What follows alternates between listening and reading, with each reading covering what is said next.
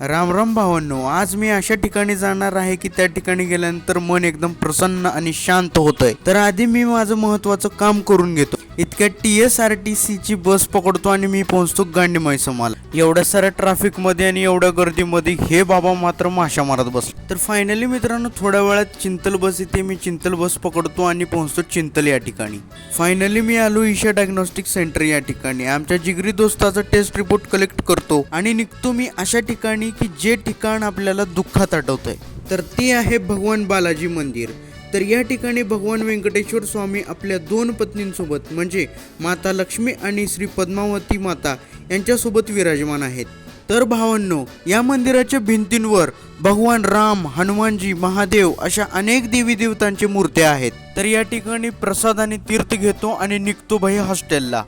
हॉस्टेलला आल्यानंतर वरण भाताचं बेत होतं आणि मी वरण भातावर ताव मारतो। तर आपण भेटू नेक्स्ट व्लॉगमध्ये।